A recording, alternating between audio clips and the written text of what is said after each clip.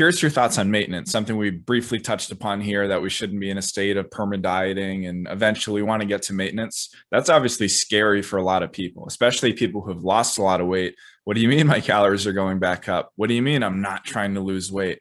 Oh my God, the scale jumps 4 pounds because I went up to maintenance. How do you explain maintenance to people? How do you get them comfortable with it? And then how do you approach it? Yeah, so maintenance is like that's like the it's not talked about enough. Everyone is always talking about like either building muscle or losing fat. No one really talks about like what if we stay about the same weight and how do we do that? So what typically happens, let's just talk most of our clients are fat loss. So they'll lose fat, they'll be around the range they want to be. It's usually like a healthy weight, they're satisfied with the look and they can kind of maintain that with their lifestyle choices. So we'll purposely go to maintenance. Sometimes we can jump up calories a little quicker. Sometimes we'll ease them up depending on the person and what they can psychologically manage. But it's really where you eat a little bit more calories and you just purposely level off your weight. And there is a range, like depending on the size you are, it will be higher or lower. Like most people will kind of fluctuate, say 3 to 5 pounds, usually because water weight or glycogen in the muscles now, which may have been a little lower if their calories were lower. But it's kind of where you live life and don't have to worry about deficit anymore. But you still have to be careful because in maintenance, a lot of people give themselves permission to go off the diet. And it's just another phase of dieting, right? It's not purposeful fat loss. It's the maintenance phase where you kind of stay the same, but it still requires oversight. Just like, your finances, your job, your relationships, you got the thing. But if you don't keep practicing being good at it, you're going to lose it. So I always tell people like what's going to happen in maintenance. You might fluctuate your weight a little bit. As long as your measurements aren't coming up too much, it's probably a good indication you're not gaining fat because people automatically associate numbers going up on a scale as body fat being added to a body. And it's not just the case. We're essentially sponges. We lose water, we gain water, and it happens for a million different reasons. But maintenance is like the promised land of dieting.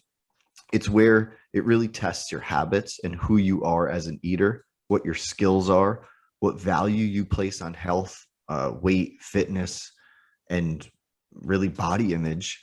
And that's kind of what we hope everyone can get to so they can kind of just cruise and enjoy life and not worry about moving scales and losing fat all the time. But it's hard for people because it does require you to be a different person. Most people kind of live that psychological dieting lifestyle where they're always trying to lose. And this flips that upside down and says, now you just have to cruise right here. Can you do that? Here's why you should do it. Here's how to do it. And sometimes, even on a deficit phase, you might want to go to purposeful maintenance because it's like a rest stop. If you keep falling asleep at the wheel, what if we just purposely ate a little bit more for a while because you're going to get to your destination safer? You're not going to veer off track and end up in a ditch. You're going to take a nap, you're going to refuel, and then you could hit it later.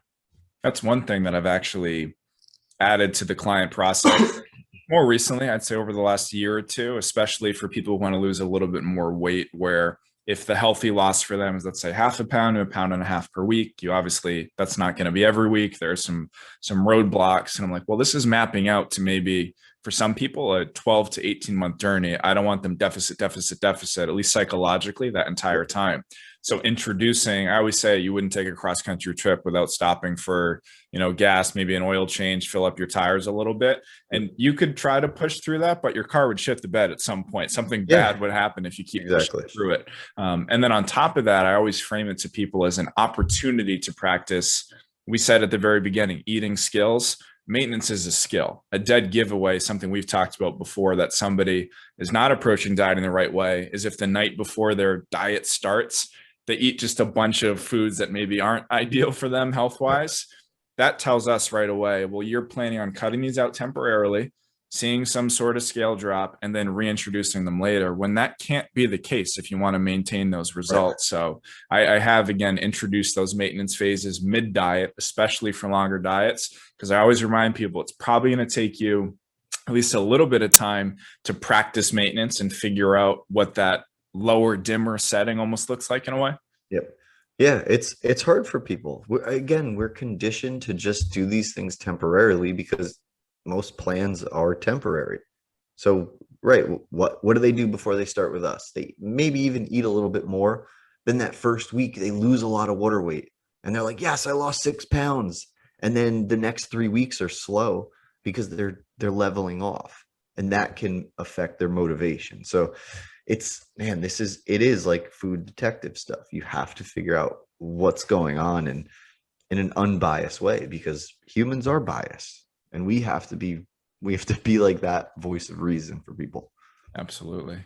And I do think the one last thing I'll add to the maintenance part is I feel like it's the holy grail of progress and an underrated form of progress where, say, you and I can meet up in New York at some point and not agonize over the macros in our meal because we have enough tracking experience, enough experience making good decisions that we can be in a good place to at least maintain. And like we talked about before, maybe 1 to 2 times per year, you want to turn that dial up a little bit, get a little bit leaner, pursue a specific goal. That's great, but in general, that permanent state of dieting is completely exhausting and potentially harmful for some people. Yeah, you should not always just even mentally feel like you're always losing weight.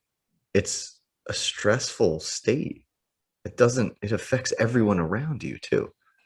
That's such a great point too, how other people are impacted by it. Say you and your wife on a date night, maybe you're doing fewer date nights or more at home because you need to be more in control of your meals because it makes things easier to track. So it's not a way to live. And again, we use that dimmer analogy.